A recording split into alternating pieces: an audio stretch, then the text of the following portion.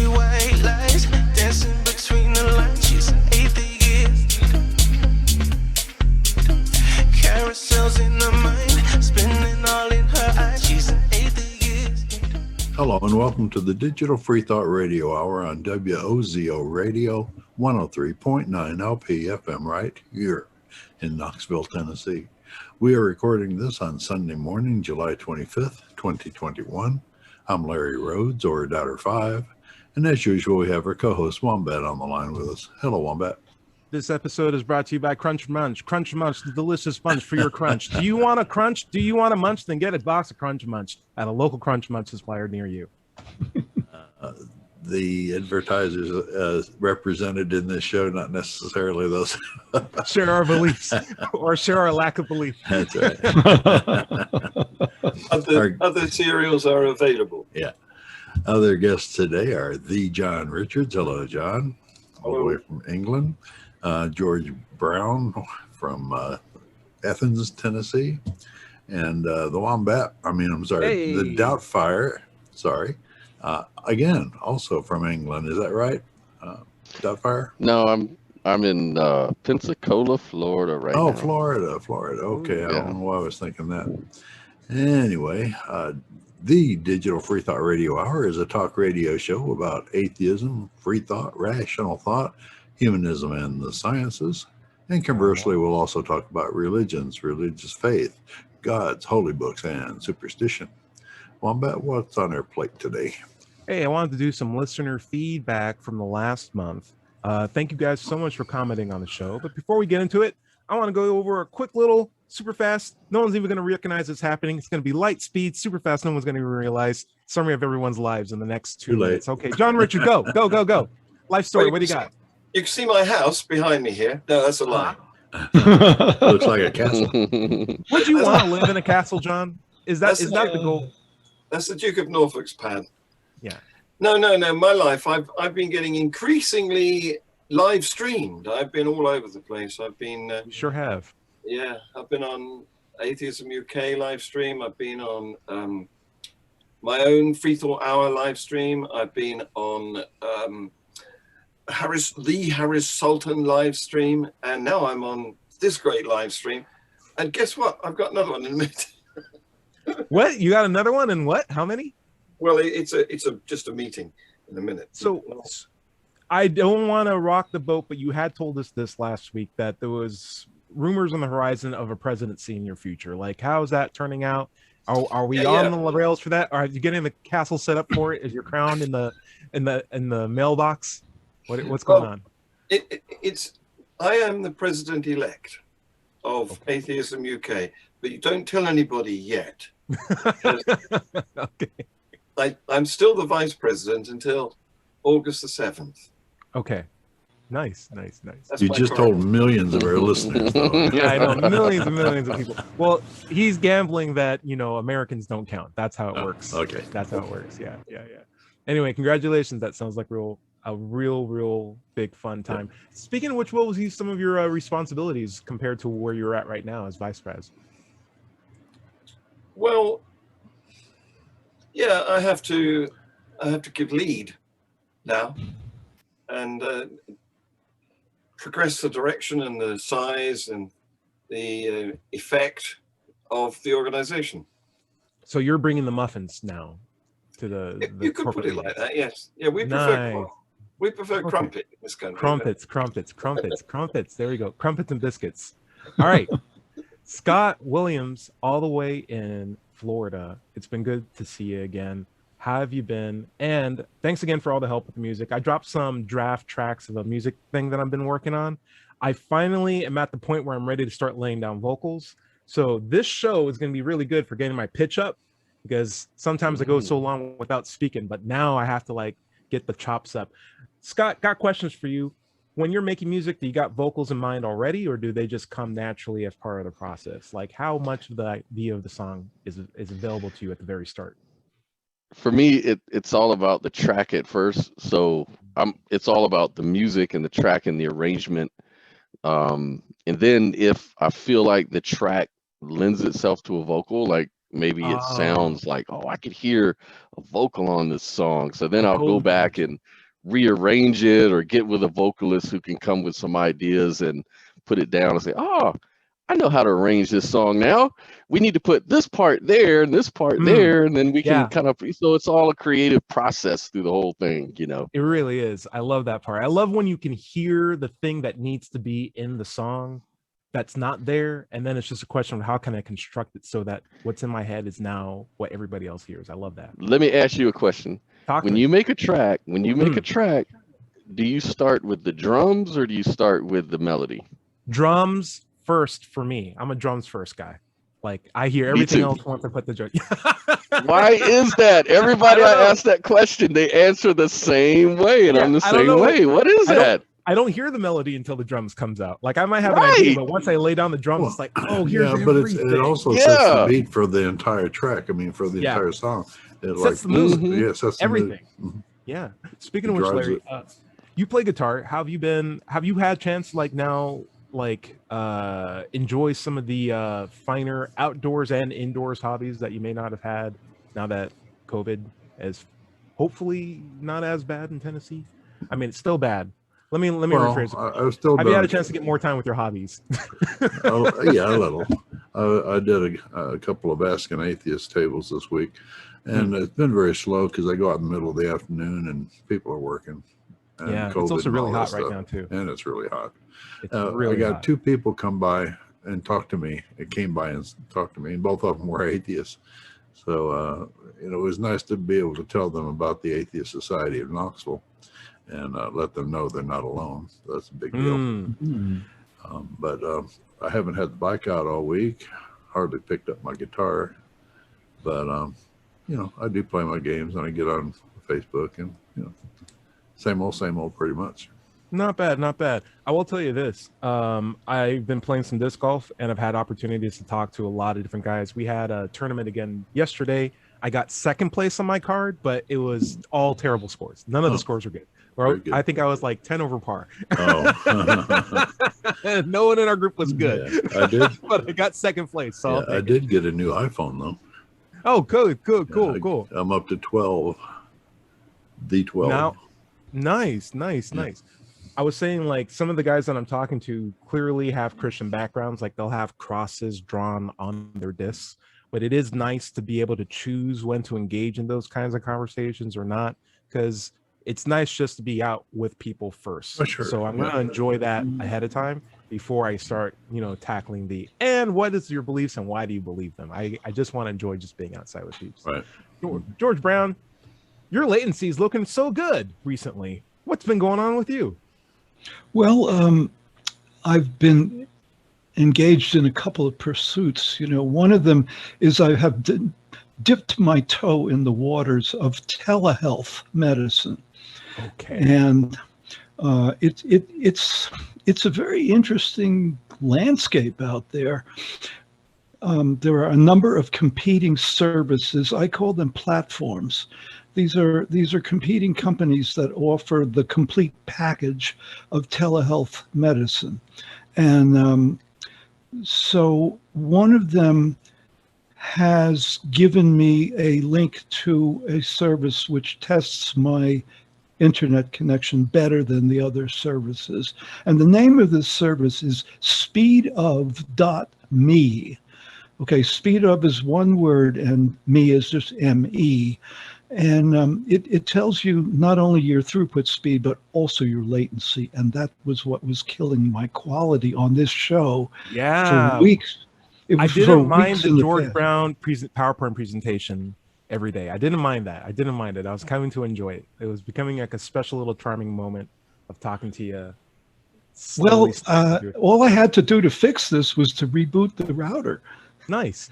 Just to pull it out of its power. In other words, take the plug out of the wall socket, wait about a half a minute, and then put the plug back in. And like magic, here I am, synchronized. Well, we're glad to have you at full speed. Very good. How about we full speed go into some listener comments and questions that we've been having over last month? How's that for a transition, guys? I'm going to I don't know if I should share my screen or if I should just do them based off of how we've had them. So we'll probably do a mix of both. But first thing first, we got a lot of comments that are fun. And I love the fun comments. We got 8 comments from the last week's show. We typically get about 8 or 10. And from last week's episode, which was, it was all about, hey, double standards are annoying. Not only dangerous, but annoying. We got some funny ones from KM who says, your notifications triggered me. I must be arguing with strangers on the internet. Too much. Too much mentions of double standards are causing people to be freaking out. Also, J.E. Hoy says she mentioned specifically a point in the conversation where we're talking about prime ministers not giving real answers. She says, much like prime minister questions aren't called prime minister answers. I don't understand quite what that meant, but I totally understand the idea that answers can oftentimes just be questions from political people. Like they tend not to give straightforward answers. Right. And Avoid it. answer with questions. Yeah, we get those too. I'm glad it's not just US. Here's another one. This is silly. It's a silly one. It's not a mean one. It's directed at our own John Richards. I'm going to say this in a British accent. I've got a standard. Don't answer your freaking phone while on the podcast. So gutted to be a Brit right now. Sorry, world. Apology on your behalf. Yeah. And then, of course, yeah, move on. All right. And then the last one is a bunch of ones from Dada's Trading Room, who's been a frequent replier and commenter for the show. First one he asked a while back ago is, isn't it a waste of time to discuss whether or not to worship imaginary beings? And let me just make sure I'm getting this question right. We'll throw it to Larry first. Isn't it a waste of time to discuss about whether or not to worship imaginary beings? No, like, isn't it Larry, not a waste of time to discuss it? Obviously, we have this this show that discusses it. But the thing about it is, religion does real harm in the world and has for thousands of years. If we don't talk about it and just ignore it, it will just go on unchecked. And we can't have that anymore. I mean, it's cost us too dearly as societies going down through the ages, and we need to bring some fresh air to it. Expose we need to it. bring some fresh air to it. I like it. John Richards, what's the value of talking about whether or not we should worship imaginary beings? Exactly what Larry says. In fact, every week I do a report, a review of the harm, mostly the harm, that religion has done around the world. It's called Global Atheist News. And there is so much harm, mostly in countries like, let me name some of the bad boys. There's Pakistan, there's Iraq, there's Nigeria, there's Israel, there's Afghanistan. Nigeria is the double whammy because it's like very Christian and very Islamic. Both of them right next to each other and fighting with each other. It's crazy. But yeah, exactly. And so if you look at Global Atheist News, you'll see why we talk about, defending atheism, as a lot of people like to call it, even though we haven't got a God to worship. It's preventing the damage that's being caused by worshippers of a God. And a recent example comes from Israel, where one of the big rabbis, big chief rabbi, was pronouncing that we shouldn't do education because they've got a new government in Israel. No education whatsoever, or just for not women? Like how bad is it? It's crazy, isn't it? Because he, of course, is boasting that he went to school and never got a certificate at all. Wow. And that's something for him to be proud of, apparently. I am terrified by the anti-intellectual leg of Christian right or religious groups, because they don't want to foster critical thinking, but at the same time they want to foster stagnation in education. And I find that incredibly, one, dangerous, and two, popular for people who don't want to put in the work to ask themselves questions or learn new things, because it is a struggle. It isn't easy. It's a clue, isn't it, when religious leaders love ignorance. Yeah, they love dumb people. George, what do you got? Throw it in. But the truth will set you free. To a large extent, it will. To be honest with you, knowing the truth to an extent, but also knowing how to find the truth. That's the map. That's the real key. The main thing I came away from college with was an ability to research. because that's what they make you do from freshman on. You know, they give you tasks, and you have to go research it and come back, write papers, think about it. Right. And once you get through college, that's a skill that you hopefully will exercise for the rest of your life. Exactly. What I love about my job is we often get new instruments brought into our laboratory.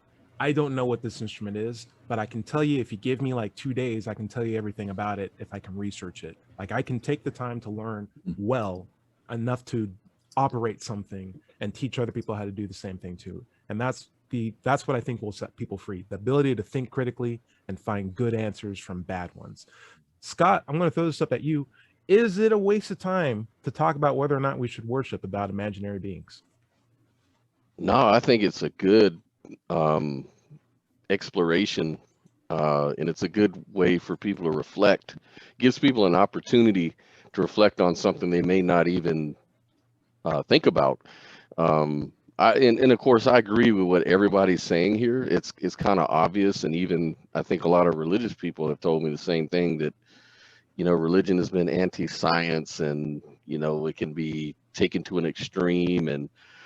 And here's the problem. I think here's the challenge, is that there's this thing in psychology called magical thinking. And magical thinking isn't something you necessarily pick up from your parents or learn from society. Magical thinking, they said, even happens with children. As they come to a certain age, they start this magical thinking without any sort of prompting, or believe it or not. So the thing is that this sort of thinking is kind of ingrained in humans, and a lot of researchers of mind, and especially on the topic of religion and things of that nature, spirituality, this sort of stuff emerges from that part of our brain that is just magical thinking. And it says that it's normal, actually normal for people to have magical thinking. But on the other hand, I know that people can train themselves out of that and sort of approach the world with more skepticism and more reasonableness, and it profits us to do that. It does. So the challenge, I guess, is trying to get people to see a value and to do that in the first place. If this is a feeling that's ingrained in us, and I mean, I think we all have experienced, magical thinking or were religious at one point, or whatever the case may be. So it takes a special, I think, a character and training and just the willingness to go out on a ledge and challenge yourself in that regard. Yeah. So Scott, can you give us an example, or maybe define what magical thinking is and how you're using it? Yeah, so magical thinking, for example, is when a child clings to an invisible friend to talk to, or a blanket for security. Somehow the blanket provides this supernatural protection. And so this kind of stuff starts there. And as an adult? As an adult, it could be, the belief in God, the belief in a higher power. I think or miracles. Miracles, like they can't explain something, so it's got to be God. It's got to be a miracle. It's a lot of it springs from argument from ignorance. They don't have an answer, so therefore it has to be whatever they fill in the blank with. And it seems to be more and more of that these days. Yeah, it's like a need to know. It's like people feel like they're going through life with a blind spot if they admit they don't know the answer to certain questions. Right. When in fact, I think it's the opposite. They're thinking they know is the blind spot. That's it. Oh, that's so good. Let's get the T-shirt factory ready to go, because that is a good one, Scott. Wonderful. John, you had posted some links that we can share in our comment thread. Do you want to talk about them? Yeah, well, as I said, I've been all over the internet recently. And the last one I've posted there is on Sultan's House of Sin YouTube channel, which is it's owned by Harris Sultan, who styles himself the Harris Sultan. He's done my trick, because when you get yourself a moniker, you can either have your name with a load of numbers on the end, or you can stick the in front of it and do it that way. Cool.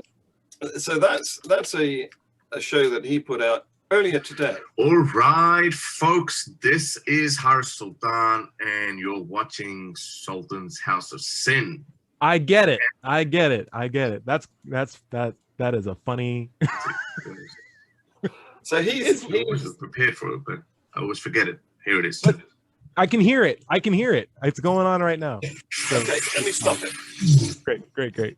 So I'm glad you got it. I'm glad we can hear it, and we'll definitely recommend those links at the bottom. I would say this though: we are gonna talk about something that I think can transition really well into George's questions. Our own George Brown, the second and one half, he wanted to know how can we coexist with Christians as atheists in a society that seems to be dominated by believers.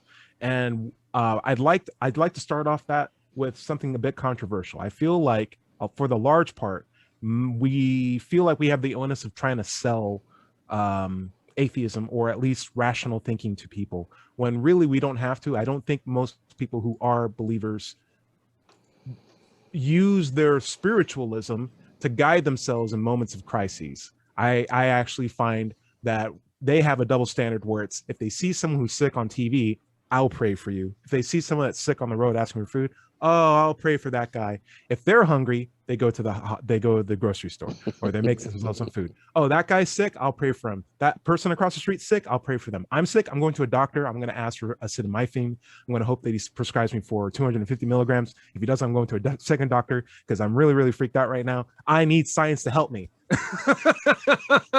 The only ones that I'm worried about are the anti-vaxxers. Those seem to be ones that seem to be absolutely in denial. But for the most part, I feel like most people recognize the rational approach and may, after the fact, process it as, oh, God gave me the doctors. Well, God gave me the medicine, so I'll use that. And I feel like if they just were to get rid of that double standard, they'd realize I actually do like rational answers more than the spiritual. John, what do you got? Well, that's typified, isn't it, by the leaders of religious countries, highly religious countries, who they tell their congregations, their populations, their voters to believe, because that's what they want. They're giving them the popularity thing in order to be elected. But then when they get sick, what do? They go to the UK or to the USA for treatment. They helicopter out. Yep. Yeah. Some of them never come back. It's Mother Teresa, basically, in a nutshell. Right? George Brown, you want to weigh in on this? Oh boy, I don't know where to start. I mean, coming from a Jewish background, I'm an outsider right from the get-go. And then being an atheist, it's like I'm a double outsider. No, you were an insider from the get-go. You never went outside. That's the thing about you. We all got dragged out. We finally worked our way back in. You just made a nice little hotel where you were. It was perfect. Okay, he's saying that I was raised an atheist, which I was, but I come from a Jewish background, and if nothing else, culturally, and so one way or the other, I'm aware that some people believe that I killed their Lord, and do I have to be afraid of that person or not? I don't know. But it's become, now that I'm living in the Bible Belt, it's on my mind. It's like I confess I've become a little bit paranoid. Oh, wow. I never thought about it that way. It's like I went to the senior center yesterday to pick up some meals, some lunches. I'm on a lunch program with the senior center. And so every Friday I go and pick up some frozen dinners. And in the bag of food was a Christian magazine. In the bag of the food that you got at the center? Yeah. Oh, he's got the magazine. Okay. Was it a Christian Well, I don't know. center? No, it's not. It's a public agency, in fact. Wow. Then you need to contact the Freedom from Religion Foundation. Sometimes I get magazines in the mail that are Christian, that are like sports stuff. So it's like ways to shoot elk, buck, Christian, American flag, rifle, Christianity. I'm like, what is this weird magazine? Throw it away. Yeah. When you said this was a public center, did you mean a government-sponsored center or just I believe it is a Okay, government-sponsored then center. we got a yes. problem. That's a Yeah. problem. Let's connect with Larry and get them to realize that there are more than just the Christians out government, there. one, should not be in the process of selecting religions to promote, and two, Right. But they the should thing not- was that it's not obvious from looking at the cover of the magazine that it's a Christian magazine. Sure. But as long as it we get was. into the art. Yeah. Huh? as long as it Yeah. actually was, that's a problem. Oh yeah. And I think Yeah. this feeds into your point, George. Like, what do atheists do in a society that's dominated by spiritual believers? It's like, to a point, you got to put your foot down. And my book, it's when governments or universities included start siding with specific deities and start issuing promotion or propaganda for that, when it should be either Neutral. evenly handed or none at all. And you can't Right. do it evenly. So just don't do it at all. It's guaranteed it's going to be a problem. Scott, do you have opinions on that? What do you think? Yeah, I think it's a problem if when the government's promoting a religion in any capacity, you know, that's just a violation of church and state, I think. So it's just a legal issue, but it's just so ingrained in our society that Christianity is the main religion, Right. that they kind of count on people not really caring about it because it's so ingrained. And it's such a blurry idea of Christianity, because John would be much more aware of, from his history, Protestants and non-Protestants, whereas in America it's just Christian, but it's assumed Protestant. And even when you ask what kind of Christian, well, Episcopal, Methodist, Seventh-day Adventist, Lutheran, Methodist, South Street Baptist, North Street Baptist, First Street Northwest Baptist. Like, they don't all agree with each other. And there's reasons why. There's churches literally right outside my door. There's 4 churches side by side All Protestant, side by side on the same street. They don't all all agree. Protestant, but all different. No, who knows what they are. I think one of them is an LDS. So like, it is one of those things where it's important for people to realize that Christianity doesn't mean one group of people anymore. It is so substantially bifurcated that it's not, you can't say it's all one same team. They're not all cheering for the same people. What's up, George? Go for it. Well, yeah, I mean, it is so universal, especially here where I live. I don't hang out at the senior center. I just don't feel like I have very much in common with these people. But they, you know, one of the things that they do is they get together and they sing. Oh. What do they sing? They sing Protestant hymns. So, you know, it's like, for me, do I want to sing Onward Christian Soldiers? Oh my God. Right. Hey, John. What the hell are they fighting? What is the matter with these people? John. There's a senior center near me, and their favorite song is Stair Lift to Heaven. Stair lift. Oh God. We get that. Hey, how about we head out on that one? That was good. Larry, why don't you take us out for the break? Okay. This is the Digital Freethought Radio Hour on WOZO Radio, 103.9 LP FM here in Knoxville, Tennessee. And we'll be right back after this short break. To the curious, the inquisitive, the seekers of knowledge, to the ones who just want to know about life, about the universe, about yourself. Not cute questions, big questions, ones that matter. To the rebels, the artists, the free thinkers, and the innovators who care less about labels and more about truth, who believe nonconformity is more than a bumper sticker, that knowledge is more than words on a page. You're young, you're old, you're powerful beyond measure, and the fuel of that power is not magic or mysticism, but knowledge. The things you see, the things you feel, the things you know to be true. Sure, some will doubt you. Let them. Dare to think for yourself, to look for yourself, to make up your own mind. Because in the eternal debate for answers, the one thing that's true is the power of logic.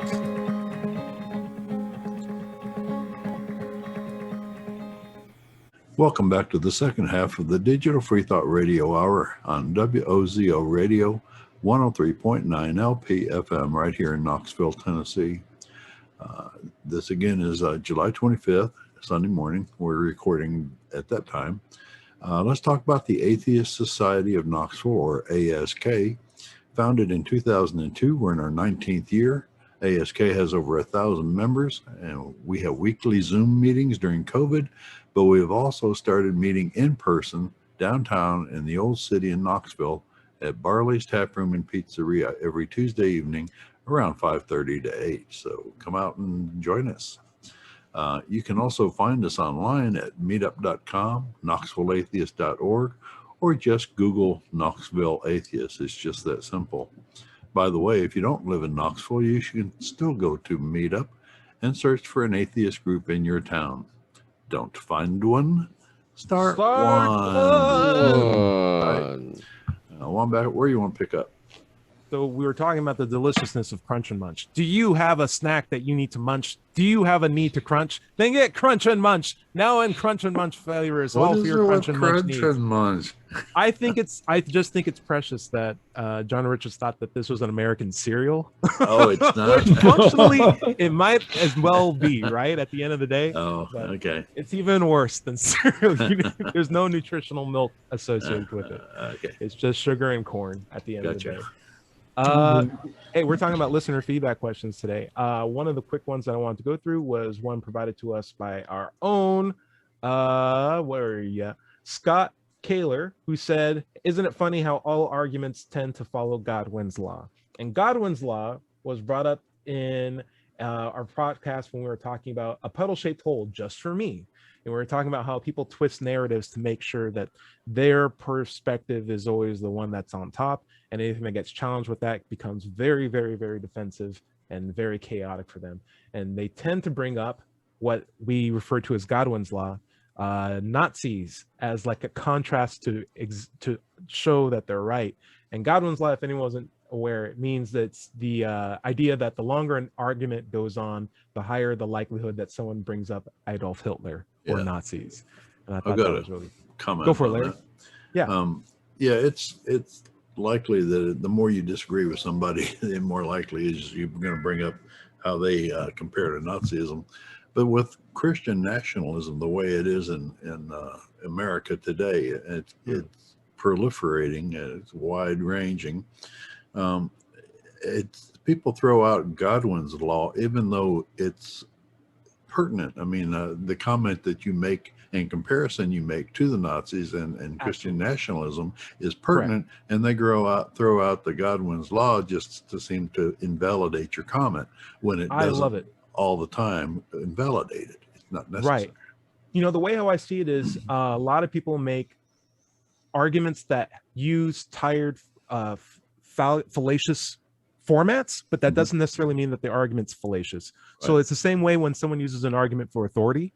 It's like if you are actually citing an authority on a particular topic and you say, this guy said this or this lady said that, and she would know because she's there or she studied it. That's a good citation. Even if someone says, well, that's just an argument for authority, you're just saying it's true because that person said it's true. It's like, but that person knows it's true. There's a difference between an argument from authority and an argument from expertise. An authority figure claims to be able to make a judgment on something just from his authority, not necessarily, I mean, like a president making a decision call on something he knows nothing about. That would be an authoritative thing. But an expertise is like going to a geneticist to talk about medicine. You know, he does have the expertise and the wherewithal to make good decisions on that. And in my purview, I was just saying expertise is authority on the subject. That's what I meant. But I totally mean what you mean. Yeah. Larry, what were you going to say? I was just going to make a point that Nazism was actually Christian nationalism in Germany at the time, because it was a Christian movement. Hitler himself said it was a Christian movement. So we need to be very aware of the Christian nationalism that's going on here in America. And I wanted to just throw out, it's also typically brought up as an argument for morality or an argument to appeal to emotions when someone brings up Nazis, because we tend to agree that Nazis are bad. So if I can pull up Nazis, then now I have this really good contrast. That's the worst thing that we all agree on. That makes my idea not look nearly as bad. And now we can all switch to Mitten Chip ice cream because it's the best ice cream, right? Or else you're a Nazi, right? Like we all agree, Mitten Chip's the best one, right? That's how those arguments tend to slide. I did not see that coming. Here's one last one. Dada's Trading Room brought up the idea that he is particularly irked when people bring up that Sweden is an atheistic country. He looked up some data and he found some percentages and actually found some more atheistic countries like the Czech Republic or even China. I have no problem with data. I love data. I think the point that I was saying is I lived in one of the biggest cities in Sweden, Gothenburg. There's some big cities, but there's only 9 million people in Sweden. And so living in the big city next to a campus, working as a scientist, I was most likely surrounded by just, out and out atheists. Whereas the much rural areas where there are fewer people, but more spread out, probably very religious. That makes sense. But in the area that I was exposed to when I lived there for about a year and a half, mostly atheists. Also, I don't mind that there are Christians in Sweden. What I wanted to call out was the idea that Isaiah, who we were speaking to, was very quick to jump on statistical data to purport that Sweden is not as atheistic as it seemed. Whereas when it came to his N of 1 experiment of him talking to a god, he was willing to believe it regardless of whatever it was saying, and realizing that he didn't necessarily have a good criteria to know for a fact that voice was Jesus. He seemed to be I will take this at face value for Jesus' voice in my head, and for anyone else making any weird statistical misinformation, I will quickly shut that down with a stockpile of data. And I just wish he had that same standard of evidence for everything. That was the main takeaway. Anyway, we're going to lead up to our own George Brown for our last question of the day. George, do you want to summarize what you were asking us? Well, I asked the question, are we all sheep in the religions of Facebook and Google? Now, you're going to have to elaborate on that, my friend. What do you mean by that? Okay. What I've found, these are proprietary platforms. These are private businesses that have, in effect, become languages of their own, virtually governments of their own. We are all members of these organizations. I'm not, by the way. I confess that I'm a hypocrite because there is one Google service that I do use, and that is YouTube. So okay. I'm guilty. Okay. However, in order to participate in this society, in a way, it's like I must be a member of Facebook. I must agree to have Facebook tracking me throughout my life, and I refuse to do that. So, and I pay a big price for that, because if I want to be notified, for instance, about what's happening in this meeting right here, I have to be a Facebook member, because the communication is done exclusively through Messenger, which is a Facebook product, and I have to be a member of Facebook in order to use it. And the alternative would be Google Mail, which is Google. Also a surveillance engine, yeah. And so I found alternatives for everything that Google offers, except for YouTube, which is vital for what I'm going through in my life right now. There's no way I can avoid it. Facebook, if I want to go to a yard sale, it's Facebook or nothing. So I feel a dilemma in my own life. There's a Sufi teaching story about this, but I'm not going to get into that right now. It's so who's sounds like George's concern. Who's the holdout? Something has become so culturally popular that you can't escape it, and at the same time, it's also in the same way how God is tracking your deeds, if you could say it. So is Google and Facebook for their own profit, in the same way that most religions do so for their profit, or at least claim to, but still make a very good profit anyway. Good. John Richards, do you feel like we can classify Google and Facebook as a religion, and are you subject to their teachings? Oh, well, I'm sorry, but yes, I'm a victim of both of those organizations. But the thing is, the difference between them and God is their surveillance works,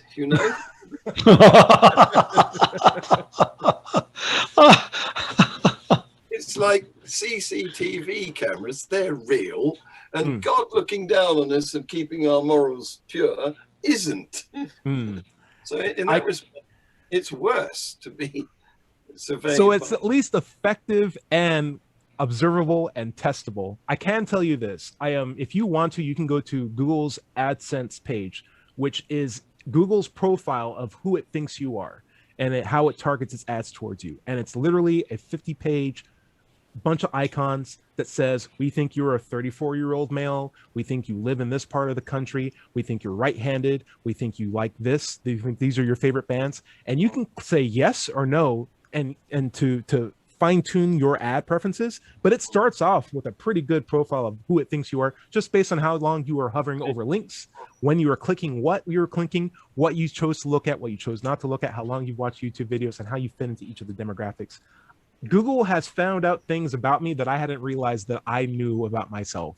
Really? And they'll be like, wow. yeah, it's just like, this guy's going to like disc golf videos. And I'm like, I'm not going to like disc golf. That's the dumbest thing. Next thing you know, I'm watching 4 5-hour-long disc golf videos. I'm buying the discs. I'm like, Google, you found it out about me. I don't know how you figured this out, but this is great. They're This predictive. is wonderful. Yeah, so it says I like hockey. So some says it's a little But out. who are they selling that information to? Adverts, most likely Innova. Anyway, but yeah, John, what's up? The funny thing is, sometimes they offer you an opportunity to reject an ad, and if you do that, they come back with a question: what was wrong with it? Yeah. And the options that they offer do not include it's an ad. That's what's wrong with it. Yeah. Scott, have you ever? Oh, go for it, George. I've recently heard a saying, which I think is really true. If you are not paying on the internet, you are the product that's being offered for sale. And in other words, having worked in the software industry myself, it's very obvious that it costs a tremendous amount of money to provide these free services that are so seductive to us that we automatically get sucked in as if they're a religion. John, let me throw this out at you. Are you saying then that Google and Facebook are not a religion by virtue of the fact that they are effective at what they do? No, I'm saying that they're not a religion because they're not an ideology. It's the same as people who say that atheism is a religion. It's not. It's not an ideology. There are no values and principles associated with it. No, right. You know, there is a really good point to it. It is up to the market. And so I would say, and we're going to Scott, is as soon as a better product comes on the market that does better what Google does or does better than what Facebook does, people will gravitate to that, and that'll be the next big thing. Similar to how it was with Yahoo or MySpace or Friendster, if you guys remember those. The next one that does it better, that's one we're going to go to. Scott, what do you think? Yeah, I think in that case, from just dovetailing off what you just said there, in a way it does have ideals. It has an agenda, and then it bases its ideals around what's consistent with its agenda. So, for example, like a few weeks ago, I was watching 2 guys, kind of debate about this very subject, right? And I think one guy was more of a liberal progressive person. And his point was that, they're kind of, basing all this stuff on advertising and what makes you money. But the good thing is that at least now we have somebody that can kind of control the language, that, we can be politically correct in our language. And if not, they'll ban you from their platform. And that's a good thing, because then when you control people's speech, you kind of control the way they think, and then you can get them to kind of think correctly instead of incorrectly. And so and so the opponent, of course, was saying, well, that's not a good thing at all, because we don't want big corporation telling us how to think. Right. And so that's the real debate right there. It's like these guys have an ideology. They want you to think a certain way, speak a certain way, because that's what makes it money. They don't make a lot of money if people get to say what they want, because then it offends most of their people that support them. So it's a big controversy on that end of it. What about the political powers that we offer? I want to get Larry's feedback, and then we can go to John. Larry, do you think Google and Facebook may have too much political swing? I know a lot of religious groups do. Do you feel like the same with them? I think that they do. However, I'm not sure that they have much of their own innate political stance to push. What the problem is that once you use them, you set up your own filters. Apparently, you like this and you don't like that. They show you more of this and less of that. So you end up in a Google or Facebook bubble that reinforces your preconceived notions and your personal validations. Basically, the religion that you adhere to when you use those services are the ones of your own making. Yep. That's a good point. That's the main problem.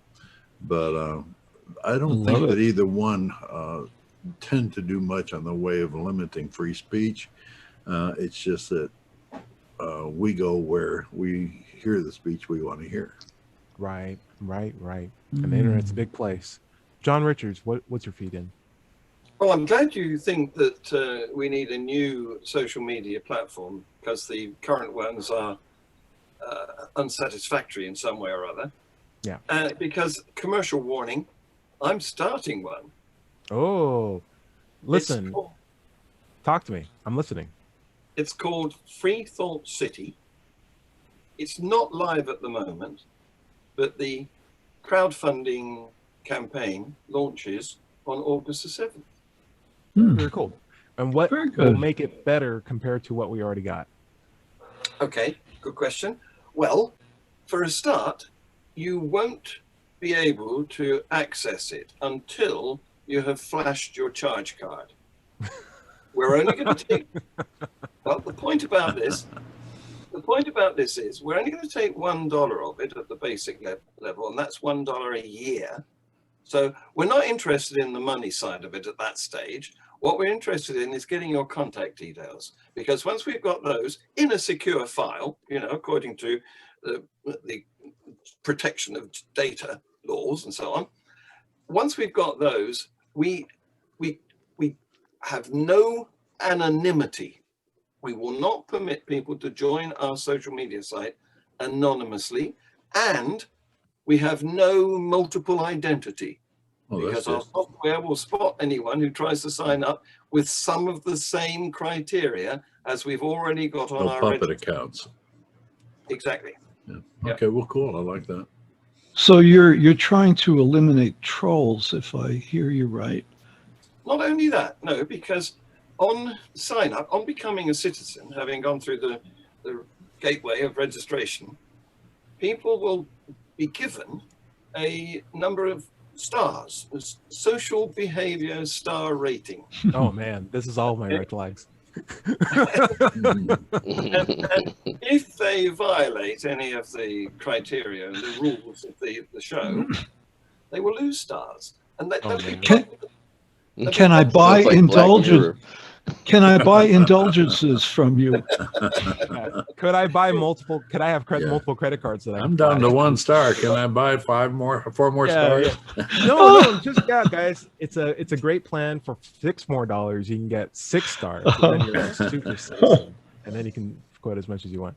Sounds like it's going to be an interesting ride, and I think I look forward to it. I'll join. Hey, George, you got George on. That was unexpected. So listen, guys. That's one. I do, in terms of like social groups, George, you might enjoy the idea that a lot of people share your same sentiments with the idea of Google and Facebook being a bit too nosy and doing unknown things that are uncomfortable with your data, and then also known things that are just like outright, no, I didn't sign up for that. So there's browsers that are available to you that are made by the people who are actively trying to give freedom back to the end user. One that I would recommend that I'm using right now is called Brave browser. It's Brave.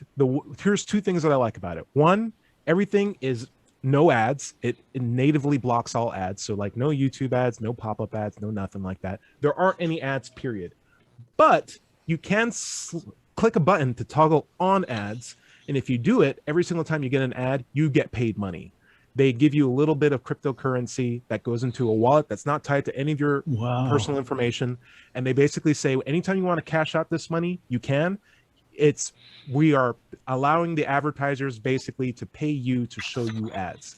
And so you get maybe about 30 cents a day with enough internet use. That's not a lot, but it's more than I was getting with Google, and it kind of stacks up. I just have I'd rather not have ads, but Brave browser is very good with that. And the second thing is they don't track your information. It's really, really nice. George Brown, what do you got? I also want to mention that if any of you are geekly oriented, you can get off the train completely or mostly by switching your operating system to one or another version of Linux, which is what I'm coming at you with right this moment. I like Ubuntu. What's that? You like Ubuntu? I'm using a variant of Ubuntu, which is called Mint. And the reason why I use it is because it is the most commonly used version of Linux, and therefore the most widely supported by its members. That's great. Although I have to caution you, I said geekly oriented because it is a Wild West show. It's technically very complex and was hard for me to learn, and still hard for me to learn. And I am good with computers. Yeah, so Ubuntu is not as popular as Mint, but it's a lot easier to use. It basically looks like a phone. Scott, what do you have? I was just going to ask him, how are you going to get likes if you're not on any of these platforms? And, that's going to ruin you guys your life, right? You guys love me, don't you? Yeah. I'd also you get a thumbs up. Yeah. You get a heart. Speaking of things that we like, I do like bunches, and I do like to punch things, but I also love Crunch and Munch. This show was brought to you by Crunch and Munch, the one true Crunch Munch cereal. If you got a crunch, if you got a munch, Crunch Munch supports all of our political views, all of our political opinions. You can find them right here at crunchandmunch.com. Get your Crunch Munch at your Crunch and Munch distributor. Previously was a comedy routine. We do not advertise on this station. George Brown, what would you recommend we check out before next week? Well, check out Linux. I mean, if you're geekly oriented, you see, I keep saying geekly oriented because it's a Wild West show. It's democracy in action. And because of that, it's pandemonium. It's just completely, I said a Wild West show, I guess. Mussolini make the trains run on time. This is the opposite. What I do like about Linux is you can put it all on one flash drive, plug it into your computer, and side load it as a separate OS from a USB stick. So you don't even have to really install it on your computer. You can side load it and run an entire operating system off a drive that stays consistent based on wherever that USB is connected to. Very, very, very powerful stuff. I'd highly recommend you check it out. John Richards, what do you recommend we check out before next week? Well, I've got 3 addresses. One is Freethought Productions, which is my channel on YouTube. Then there is the Harris Sultan's site, which is called Sultan's House of Sin. And then there is Atheism UK. And all of those are good sites to get to see for atheists. Nice. And then future down the road in October, you got Freethought Central, right? Freethought City, which launches on August the 7th, not October, August the 7th. August the 7th. Oh, that's coming up then. That's coming up like next week, 2 weeks from now. Yeah. Nice. Scott, what's something that you would recommend that we check out before next week, my friend? Oh, man. I would check out dubshine.bandcamp.com. Sure, why not? Why not? Shameless plug. It's good music on there. So yeah, absolutely. Check it out. Thank you. Yeah.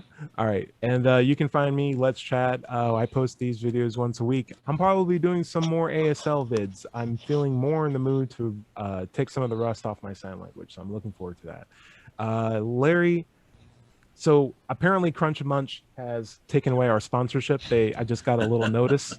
So I apologize about the Crunch and Munch things. They are no longer supporter of the show. I can tell you my honest feelings that I don't like them anymore. I completely disregard all of Crunch and Munch. I condemn them, and I don't want anything else to do with them for the rest of the show. But I still have the lingering question of what is atheism and what it's all about. Can you help me out with that? Oh, yes. I have a book called Atheism. What's it all about? And it's Oh, wow, that's available- perfect. Yeah, how about that? What a coincidence. And it's available on Amazon. So if you don't know about atheism, want to know about it, check it out. My own content is found online at digitalfreethought.com. Be sure to click the blog button for radio show archives, atheist songs, and articles on the subject. You can find my YouTube channel by searching for Doubter5 or Larry Rhodes. If you have any questions for the show, send them by email to askanatheist@knoxvilleatheist.org. If you're having trouble leaving religious beliefs behind, and some people definitely do, you can find help at recoveringfromreligion.org. If you're watching this on YouTube, be sure to like and subscribe.